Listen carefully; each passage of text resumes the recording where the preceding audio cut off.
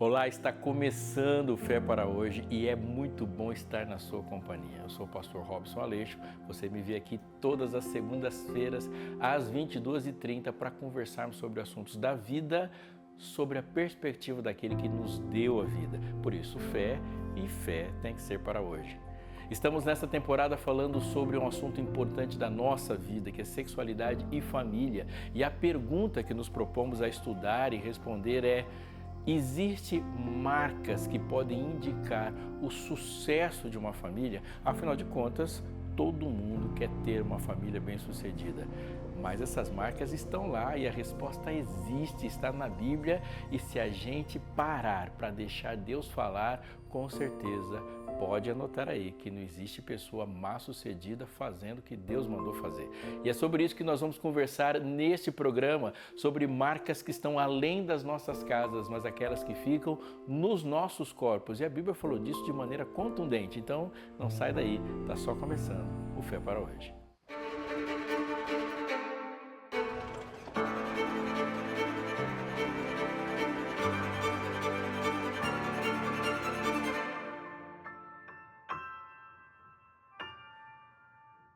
Posso ver sua mão? Essa foi a pergunta inusitada que a minha esposa me fez logo no primeiro encontro que a gente teve. E eu fui pego de surpresa, mas não escondi minha mão. Ela parou, olhou com atenção, tocou e não disse uma palavra. Eu acredito que a resposta que ela procurava foi encontrada, pois a gente se casou e já se vão 24 anos desse momento. Ela procurava primeiramente uma coerência. As minhas mãos iriam afirmar ou negar o tipo de atividade que eu disse para ela que fazia. Nem todas as atividades deixam cicatrizes ou calos como as minhas mãos tinham naquele dia, mas as nossas mãos sempre simbolizam as coisas que nós fazemos. No relato da criação do mundo em Gênesis, Deus nos é apresentado como um trabalhador. A sua ação criadora revela o seu caráter e, consequentemente, as suas intenções. Preste atenção naquilo que ele fez nessa ação no terceiro dia. E Deus disse que a terra produza relva, ervas que deem semente e árvores frutíferas que deem frutos segundo a sua espécie, segundo a semente, cuja semente esteja no fruto sobre a terra. E assim aconteceu. E a terra produziu relva, ervas que davam semente segundo a sua espécie e árvores que davam fruto cuja semente estava nele, conforme a sua espécie. E Deus viu que isso era bom. Houve tarde de manhã, o terceiro dia. Gênesis 1, 11 a 13. Deus primeiramente ordena, distingue, dá um propósito e por fim exclama a sua aprovação. O mesmo se dá na criação dos corpos celestes. E Deus disse que haja luzeiros no firmamento dos céus para fazerem separação entre o dia e a noite. E sejam eles para sinais, para estações, para dias e anos. E sirvam de luzeiros no firmamento dos céus para iluminar a terra. E assim aconteceu. Gênesis 1, 14 e 15. Mais uma vez, o Criador dá uma ordem para que haja. No quarto dia, luzeiros. Os distingue nomeando. Em seguida, ordena o seu propósito. Sirvam eles para. Para em seguida, ele dá a sua afirmação, dizendo que era bom. Da mesma forma, o homem é criado. Deus declara a sua intenção. E Deus disse: façamos o ser humano à nossa imagem, conforme a nossa semelhança, tenha ele domínio sobre os peixes do mar, sobre as aves do céu, sobre os animais domésticos, sobre toda a terra e sobre todos os animais que rastejam pelas terras. Gênesis 1, 26. Note que o Criador dá sua palavra de ordem para que em seguida haja distinção do homem de todo o restante da criação. Ele é feito à imagem de Deus. O seu propósito se estende no mandato de Deus para que o ser humano domine sobre a terra. No verso 31, Deus vê tudo que fez e diz que era muito bom. Mas tudo isso tem um sentido incompleto se não considerarmos o destino para qual o trabalho de Deus se propõe a atingir. Erra quem afirma que o ponto mais elevado da semana da criação é o sexto dia, quando o homem é formado. Pois no final da sua obra Deus diz: assim, pois, foram acabados os céus e a terra e tudo que neles há. E havendo Deus terminado no sétimo dia sua obra que tinha feito, descansou nesse dia de toda a obra que tinha feito. E Deus abençoou o sétimo dia e o santificou, porque nele descansou de toda a obra que como Criador tinha feito. Gênesis 2, 1 a 3. Tudo que Deus faz com o seu trabalho, obra, leva à exaltação do seu nome. O sábado é o destino para o qual se segue desde o primeiro dia da semana da criação. O trabalho, tal como ele foi dado ao homem, tem como objetivo a adoração ao Criador. Por isso ele ordenou que o homem fizesse da mesma forma. Assim, podemos concluir que desde a criação, a lei de Deus está inseparavelmente ligada a qualquer ação executora feita na terra.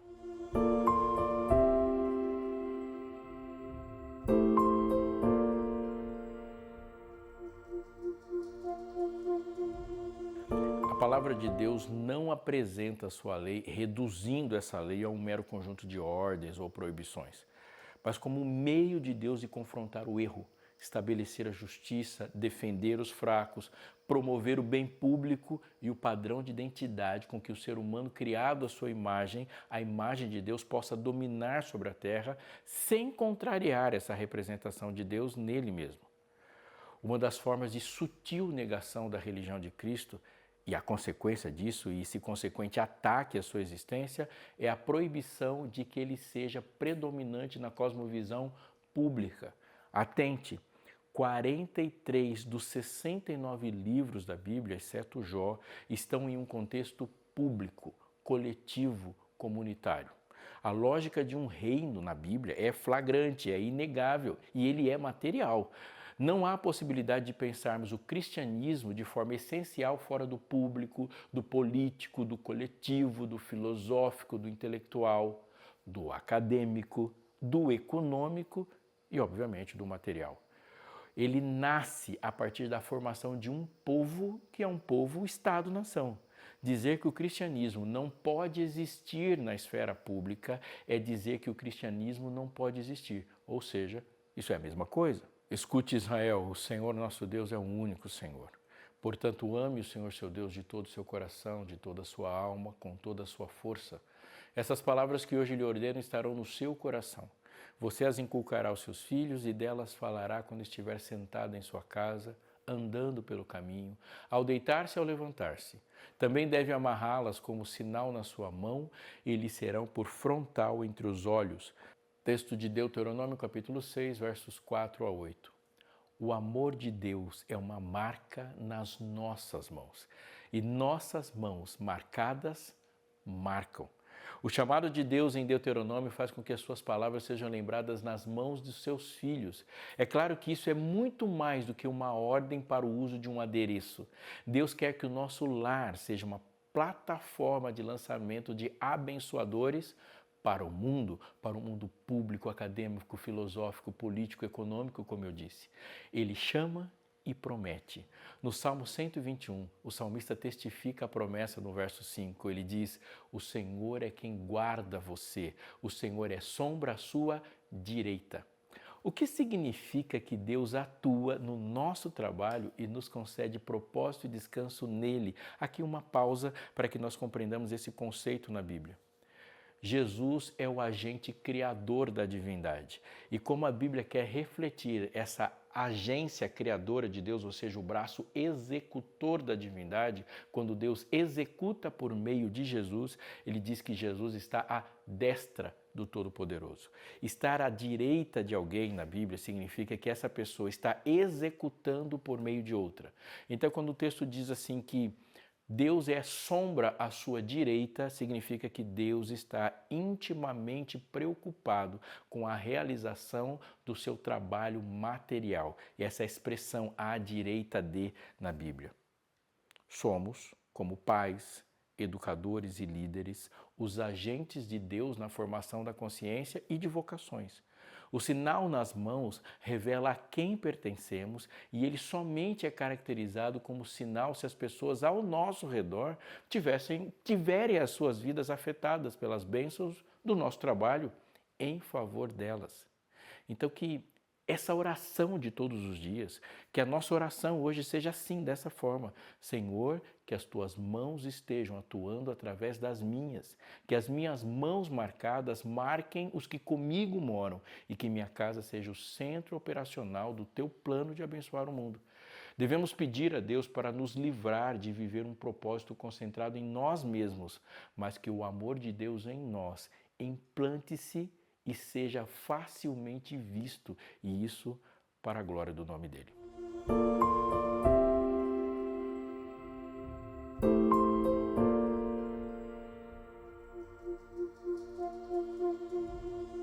O que sintetiza uma vida fracassada a partir de tudo que nós falamos? Fracasso não significa que nós perdemos a capacidade de acumular coisas ao redor de nós, no sentido de construir casa, ter bons carros, e nem ser projetado para o mundo a partir de um bom emprego ou ser chamado por alguma coisa antes de um nome, como empresário, doutor, senhor e assim por diante, e essas buscas loucas que a gente tem. Deus nos dá identidade. E se você é chamado de filho de Deus, não há algo acima disso que possa ser acrescentado para acumular para você um pouco mais de prestígio. Não há nada mais importante na existência do que ser filho de Deus. Mas quando Deus fala e nos chama de seus filhos, Ele não está dizendo apenas que Ele nos adotou e nos deu um lugar para morar. Quando nos chama, e Deus nos chama de filhos, Ele está dizendo que a realidade dele como Pai, as características dele como Pai, a bondade, o amor, a justiça, a santidade, a preocupação com o outro dele, como Pai, deve refletir nos seus filhos. Nós usamos uma expressão parecida quando falamos que filho de peixe, peixinho é. Jesus é o Filho de Deus, portanto, Ele é a expressão exata do seu Pai. O que isso e como isso se relaciona nos nossos processos de formação, de educação, de desenvolvimento próprio? Fracasso é deixar de ser bondoso. Fracasso é sonhar sonhos e esses sonhos se resumem apenas a nós mesmos. A realidade de um sonho bem-sucedido de verdade, um grande sonho, ele se mede pela quantidade de pessoas que sorriu quando esse sonho foi realizado. Se no seu projeto de vida, se no seu sonho há um momento em que ele é realizado e a única pessoa que está feliz no mundo por essa realização, a única pessoa que tem a vida impactada nesse sentido do sonho estar sendo bem realizado, é você. Esse sonho é um sonho egoísta. E eu queria chamar a sua atenção para projetos que existem ao redor do mundo, feitas por pessoas que entenderam essa sua realidade como filho de Deus, entenderam essa sua característica como filho de Deus. Um deles você escuta falar muito aqui, que são os Anjos da Esperança. Sim, ele é uma importante forma, mesmo que haja muitas outras por aí, onde Deus se expressa no que Ele é a partir de pessoas. Deus se doa. Sim, como conhecemos a Deus? Nós conhecemos a Deus a partir da sua doação. Deus é luz e doa a luz. Deus é bondade e entrega essa bondade. Deus é misericordioso e nós experimentamos essa misericórdia, essa graça. Deus é poderoso e você confia que esse poder não ficará nele, mas estará disposto a você o tempo todo. Como a gente caracteriza alguém, por exemplo, que não faz parte da Novo Tempo, não trabalha na Novo Tempo, mas trabalha pelo mesmo propósito que a Novo Tempo existe, que é fazer com que uma informação de esperança, uma mensagem de fé e salvação chegue para pessoas que ela nem conhece. É exatamente isso que Deus faz. Por isso que eu digo para você que o começo do processo é quando a salvação nos alcança, mas o ponto objetivo do processo é quando nos tornamos agentes de salvação. Faço um apelo direto para você que não é anjo da esperança. Experimente conhecer esse projeto, porque até hoje na minha vida eu nunca vi uma pessoa que se tornou anjo da esperança e é uma pessoa frustrada por isso. Eu não conheço um anjo da esperança arrependido. Todos eles são pessoas muito felizes e realizadas por saber que algo muito maior do que elas está acontecendo na vida de pessoas e elas fazem parte de um projeto que nasceu no coração de Deus e que não vai ter fim, porque o objetivo disso é que todos nós possamos conviver com aqueles que nós chamamos anjos de verdade. E naquele dia, os anjos que nós chamamos de anjo e os anjos que chamamos da esperança vão se alinhar pelo mesmo projeto, a vontade que eles sempre tiveram na vida de salvar outros.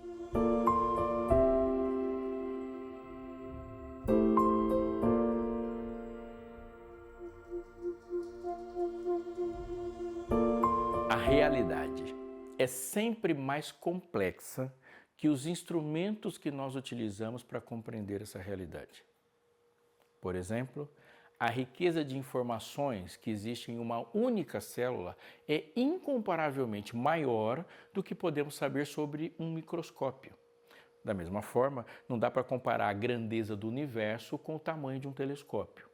Isso é verdade para a ciência, como também é para a Bíblia. Jesus afirmou em João 5,39, ao dizer aos estudantes das Escrituras, que ela é uma lente pela qual nós compreendemos Jesus. Jesus é maior do que a Bíblia. Porém, devemos atentamente notar que não é possível ter uma compreensão da realidade sem o domínio dos instrumentos dispostos para auxiliar nisso. Não dominar o manuseio do microscópio infere na baixa ou na equivocada compreensão sobre a célula ou qualquer coisa que um microscópio permita ver. Assim, quanto menor é o conhecimento da palavra de Deus, menor é o conhecimento de Deus. Da vontade de Deus, tudo veio a existir. Portanto, podemos também dizer que sem o conhecimento de Deus, não há conhecimento verdadeiro sobre qualquer outra coisa. O instrumento divino de compreensão de toda a realidade material é a sua lei. Quando Deus criou tudo que existe, Ele também criou o relacionamento entre as coisas e, junto com isso, Deus estabeleceu regras deste relacionamento. A luz e as trevas, por exemplo, uma vez separadas no primeiro dia da criação, se relacionam por meio de regras. Por isso entendemos o sentido da sombra, o formato que se dá no foco de luz e assim por diante. O mesmo a gente pode dizer sobre a planta. Quem tem uma plantinha em casa sabe que a quebra de qualquer regra sobre ela pode custar a vida da planta. Por isso a gente se informa se a planta deve estar à sombra, se exposta ao sol, que tipo de solo e assim por diante. O mesmo sentido nos levará à criação do homem e ao desdobramento das suas relações. Primeiramente, a partir das regras, a aliança que Deus fez entre os homens e a aliança que Deus fez entre um homem e uma mulher, por exemplo, as regras de relacionamento e a interdependência entre eles, que a gente chama de aliança. Toda inteligência, portanto, está diretamente relacionada à lei. Escute esse verso. O temor do Senhor é o princípio do saber, da sabedoria, escreveu Salomão em Provérbios capítulo 1, verso 7. Já vimos semana passada, em outro episódio, que a lei de Deus deve ser um fundamento do nosso lar. Devemos também compreender que a sabedoria e a lei do Senhor são inseparáveis. Vamos meditar sobre alguns princípios importantes da sabedoria. Primeiro princípio: não existe sabedoria fora dos limites da lei. Pense na lei como as paredes de uma caixa. A sabedoria só pode ser encontrada dentro da caixa. Qualquer coisa, por mais inteligente que pareça, fora dessa circunspecção de uma caixa, fora desse círculo, desse quadrado da vontade expressa de Deus, ela é chamada na Bíblia de estultícia, estupidez, falta de sabedoria, tolice. A sabedoria é a aplicação da vontade de Deus em todas as áreas da vida. Salomão estava diante de uma situação em que duas mulheres reivindicavam a legitimidade da maternidade sobre um recém-nascido. Nós não vamos encontrar nenhum mandamento dizendo como fazer numa situação como essa, de duas mães brigando pela originalidade, pela legitimidade de uma criança. Mas a decisão tomada para ser sábia não pode contrariar o que todos os mandamentos dizem. Nesse caso, entrou em operação a sabedoria que provém do mesmo poder de onde vieram os mandamentos. Se você entendeu isso, eu vou revisar. Nem tudo, sobre todos os ditames da vida, sobre todas as curvinhas que a Bíblia faz, será encontrada em um princípio ou numa frase da Bíblia da lei. Mas nós somente compreendemos o que é sabedoria se aquela decisão que a gente tomou sobre esses muitos, infinitos aspectos da vida não contraria a lei. Por isso tem que estar dentro da caixa. Segundo princípio, a sabedoria se manifesta como traço de comportamento. Escute o que o apóstolo Tiago diz sobre isso. Quem entre vós é sábio e inteligente? Mostre as suas obras em mansidão de sabedoria, mediante a sua boa conduta. Mas a sabedoria lá do alto é primeiramente pura, depois pacífica, gentil, amigável, cheia de misericórdia e de bons frutos, imparcial, sem fingimento. Ora, é em paz que se semeia o fruto da justiça para os que promovem a paz. Tiago disse isso na sua epístola, no capítulo 3, verso 13, também no verso 17 e 18. Muito mais do que uma definição de competência ou potência cerebral, a Bíblia nos diz que a sabedoria é manifestada em relacionamentos e demonstrada em pureza, gentileza, imparcialidade, sinceridade, misericórdia e paz. A sabedoria é fruto do Espírito e, como se pode facilmente notar, suas características são as mesmas descritas por Paulo em Gálatas 5:22. Isso nos leva a concluir que sabedoria é um sinal de Deus em seus filhos, pois nenhum desses traços de comportamento pode ser escondido ou pode ser disfarçado. Terceiro princípio. A sabedoria se adquire, se aprende e se desenvolve. Sobre o desenvolvimento de Jesus, o texto diz que Jesus crescia em sabedoria, estatura e graça diante do Deus dos homens. Lucas escreveu isso no capítulo 2, verso 52 do seu livro. O desenvolvimento físico, mental e espiritual são apresentados como concomitantes e em plena harmonia e conformidade no relacionamento com Deus e com os homens. Tiago também fala que podemos recorrer a Deus como fonte de sabedoria e certamente receberemos dele. Agora, é de imensa importância pensar na maneira como Deus escolheu que a aquisição e o desenvolvimento acontecesse. Salomão, no mesmo contexto, diz que o temor do Senhor é o princípio da sabedoria. Ele disse também: meu filho, ouça o ensino de seu pai e não despreze a instrução da sua mãe, porque será um diadema de graça para a sua cabeça e colares para o seu pescoço. Provérbios 1, 8 e 9, o verso seguinte. E a palavra que Salomão usa é Torá, lei, instrução. A Torá da sua mãe é uma coroa na sua cabeça. Mais uma vez, afirmando que o que pensamos comunica a quem pertencemos. Escrevendo a Timóteo, Paulo afirmou: quanto a você, permaneça naquilo que aprendeu e em que acredita firmemente, sabendo de quem você aprendeu e que desde a infância você conhece as sagradas letras que podem torná-lo sábio para a salvação pela fé em Cristo Jesus. Toda a Escritura é inspirada por Deus e útil para o ensino, para a repreensão, para a correção, para a educação na justiça, a fim de que o servo de Deus seja perfeito e perfeitamente habilitado para toda boa obra. 2 Timóteo capítulo 3, versos 14 a 17. Os princípios estão todos presentes nesses textos. O instrumento, a fonte e o resultado esperado. Timóteo aprendeu a ser sábio por meio das escrituras transmitidas pela sua mãe, e o resultado é a habilidade para toda boa obra. A cultura dominante nos pressiona para que compreendamos a declaração das Escrituras Sagradas, reduzindo-as a um temor do Senhor como fonte de sabedoria e de conhecimento religioso. Mas a afirmação é exatamente o contrário.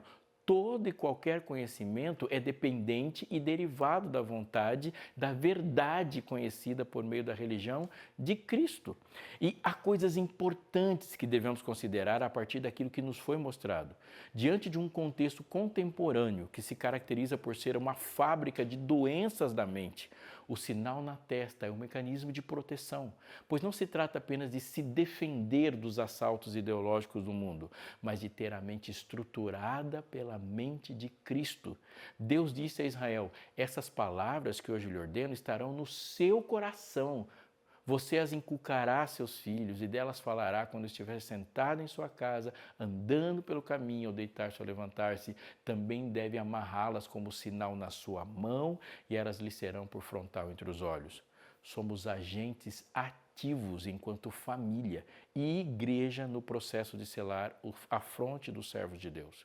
Um instrumento escolhido por Deus para marcar a testa, significando um pensamento sábio e submisso ao Eterno, é a educação em família. Tem sido a sua e a minha casa um local de desenvolvimento da sabedoria do céu? Essa é uma pergunta importante para ser feita. Eu tenho sido um instrumento divino para inculcar o temor do Senhor nos meus filhos?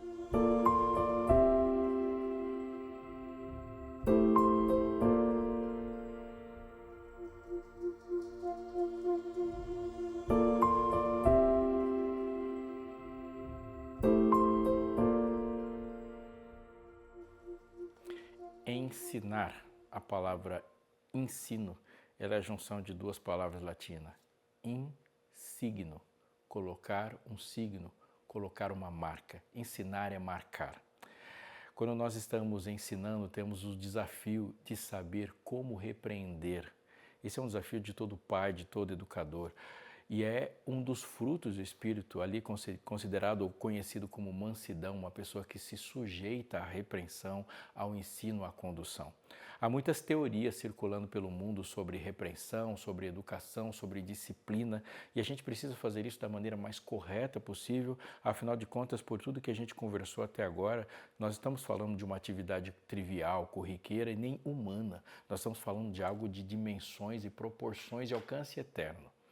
Eu não posso deixar você e me despedir de você sem deixar à sua disposição a possibilidade de se aprofundar nesse assunto, de parar para pensar, mas ter à sua disposição um material de apoio confiável para que você tenha um auxílio nesse processo de educar.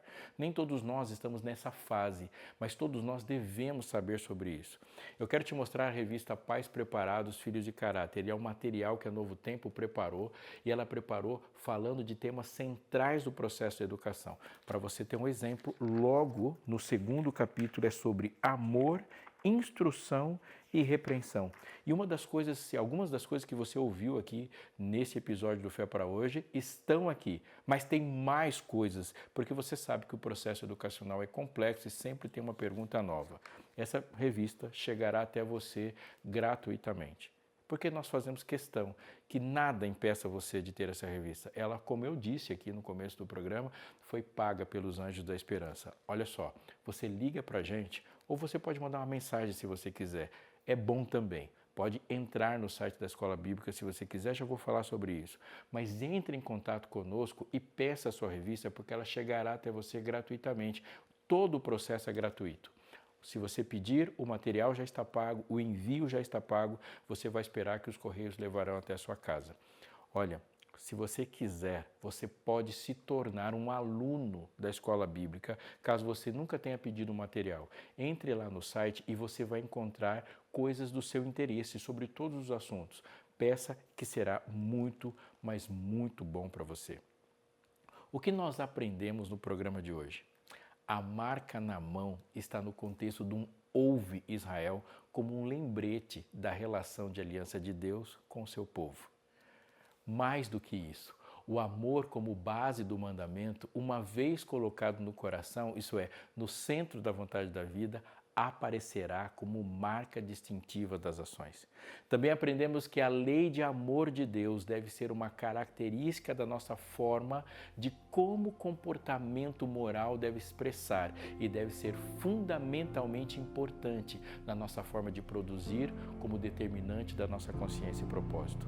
O argumento central é o aspecto proativo da lei, solidificando as nossas vocações. Existe um pensamento característico, identificador daquele que tem experiência na graça de Deus e temor derivado da consciência dessa sabedoria e dessa soberania. Essas características são apresentadas ao mundo de uma forma indisfarçável. A Bíblia ressalta a importância da transmissão e do desenvolvimento dessas características que se desdobram em pessoas que organizam a vida pela lógica do amor de Deus, e da mesma lógica é a proteção para a mente de nós todos.